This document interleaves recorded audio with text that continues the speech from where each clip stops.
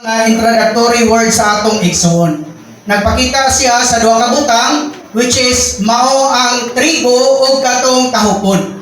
Men, so doon na po duha ka matang sa bautismo nga gisgutan, kay katong mga trigo bautismuhan sa Espiritu Santo.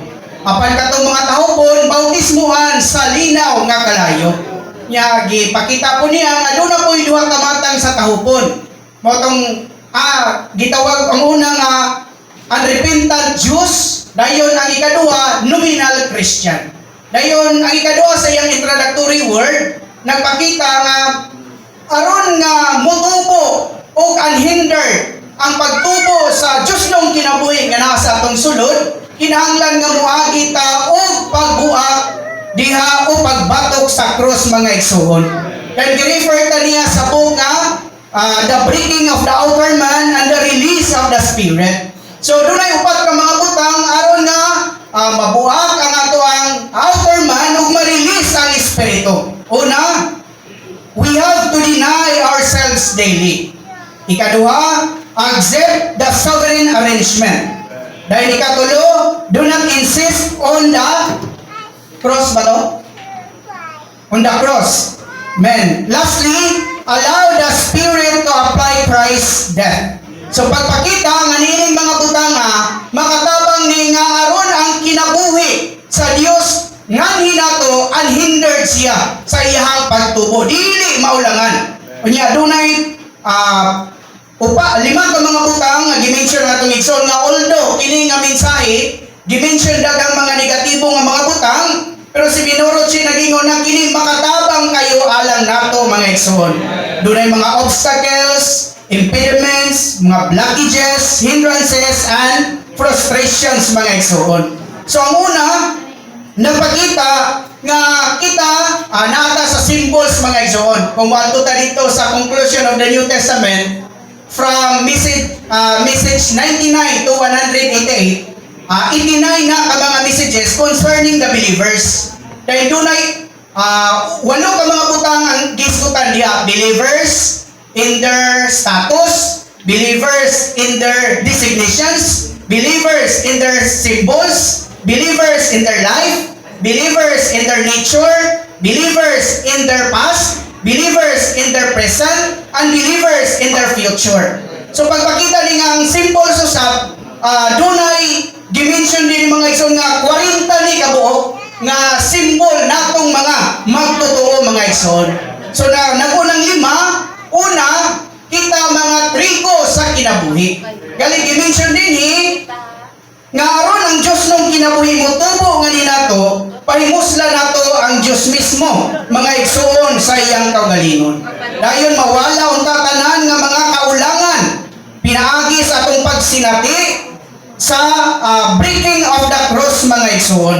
I-mention sa atong igsoon ganina nga aron nga matabangan taniini kining cross mga igsoon mo ni magwala magbatok sa upat ka mga obstacles kaulangan aron nga motubo ang Dios nung kinabuhi. Unsa gi-mention na sa atong igsoon ganina nga ang una, it is not knowing the pathway of life and not taking Christ as our life. Ikaduha, kanang gingon hypocrisy. Dahil ikatulo, rebellion. Dahil ikaupat, natural capabilities. So, nag-portion po nga gi-mention ng atong igsoon nga ang matagusag ginunta nato matabangan ta sa Ginoo niining mga butanga aron nga ang Dios nung kinabuhi dili siya maulangan nga mutubo nga hinato mga igsoon. Kali si Minorochil iyang kwanto hidugang na nako tong verse sa Psalm 36 nga kay kita mga magtotoo man trigo sa kinabuhi mahimo ginunta kang fountain of life. Katong nag-awas fountain of life mga igsoon. Dan ikaduha nga simbolo good seed, maayo nga binhi mga igsoon nga gitanom ug mutubo diha sa gingharian sa atong Ginoo. So gi-emphasize sa atong igsoon nga ang binhi dinhi mao ni ang pulong sa Dios. Si Kristo mismo sa iyang kaugalingon nga gitanom nganhi kanato mga igsoon. Dahil dunay function ang pulong sa Dios. Una, mao ni siyang trigo lugar sa trigo nga nagpaambit ang Dios sa iyang kaugalingon nga ninato ingon nga sangkap or sangkap sa kinabuhi nato mga igsoon. Then doon ay tulong kabutang nga dimension ng igsoon. Ang binhi usab ingon nga pulong nga maoy kanang fire nga mo sunog kalayo nga musunog nato. Dayon ikatulo niini mao ang martilyo nga mubuak kani sa natural natong kinabuhi mga igsoon. So salamat kay sa Ginoo nga kinahanglan pang ingon nga binhi mayong binhi mo ni maghimo nato nga musunod sa atong Ginoo mga igsoon bisan pa sa martyrdom. Dayon pinaagi usab sa gugma sa Ginoo i-constrain ta niya nga magkakinabuhi sa ingon ani nga kinabuhi mga igsoon. Men sa Roman numeral ganina pa rin nga the issue of our service ang lugwa sa itong pag-alagad mga igsoon mauman nga kining naumulan ta ni Kristo ingon nga pulong sa Dios mga igsoon. Then doon ay warning alang nato katong ingon ni Margaret Barber nga whoever cannot stop working for the sake of God cannot work for sake of God. Lamat sa Ginoo nga sa ikaduhang nagmensahe dito kayong introductory niya kay the Lord's recovery is not a matter of right and wrong, but it is a matter of life. So dinhi mga igsoon mao na gyud ang dapit din ang ato ang gitagad mao ang kinabuhi. So ikatulong symbol nato, we are the salt of the earth. So dunay tulo ka function nga dimension ng igsoon. Una, ang asin para i-season, para i-timpla. Ikaduha, para mupatay. O ikatulo, para nga mo preserve sa preserve foods mga igsoon. Unya, kinirabang asin, dimension niya, nga mao ni ang cross o ang nalansa nga Kristo mga igsoon. Gidunta kita mahimutang mga salt of the earth. Dili unta ka mahimong pillar of salt. Usa dili gid unta tani atong nahigugma sa kalibutan. Dili unta ta katong gitimplahan sa kalibutan. Kundi dili kita gid unta atong nagtimpla sa kalibutan. Amen. Nya ingon pa kita tong igsoon nga dili ginunta ta ma-disappoint or ma-discourage sa bisan unsa nga kahintang nato mga igsoon. May kay kung mawadan ta o kagamitan ang buhaton ngani kanato ilabay ta kali tamak-tamakan mga idolad. Tamak-tamakan pa mga igsoon gidon ta mga magtutuo ta nga asin sa kalibutan nga puno sa kaparat mga igsoon. Upat, the light of the world.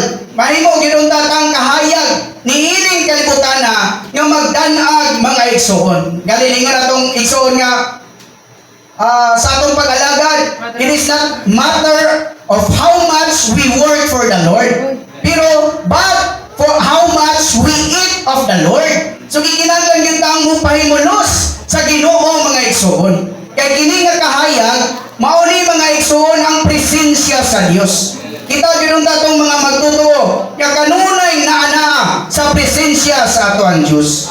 Nganuman maluwas ta gikan sa obsession, self-deception mga igsoon. Kung kanunay tang maana sa presensya sa Dios, ang kahayag muhayag nga nato mga igsoon. Kay unsa ang kahayag? Ang kahayag gikan sa paghayag sa kahayag. Unya kini nga kahayag mao ang pulong sa Dios. O kini nga kahayag mao ang sulodnon nga pagbati sa kinabuhi. Kalang nato mga igsoon kanunay dutang muduol diha sa atong Ginoo aron tanan nga mga butang nga ni anato negatibo nga mga butang hayaga na sa Ginoo mga igsoon. Galingon nato igsoon si Brother Minoro nga ang obsession daw dunay duha ka rason. Self-deception. Unsa man self-deception? Loving the darkness rather than light. Loving falsehood rather than truth. Dayon loving lie rather than the reality. O ikaduha nganong dunay obsession gumikan sa garbo mga igsoon. Usa mga tao ginuntatang nahinayagan sa presensya sa atong Dios mga igsoon. Lastly, mahimo ginuntatang mga fishers of men. Ningon nato igsoon nga dili lang unta ang atong isangyaw, the gospel of grace or the gospel of the forgiveness of sins. Kundi mahimo ginuntang atong pagsangyaw may tungod sa the gospel of the kingdom mga igsoon. Kaya mo na palagianan nga ang Dios mapatunani ang iglesia ug doon na siya tumbanan sa iyang ikaduha nga pagbalik.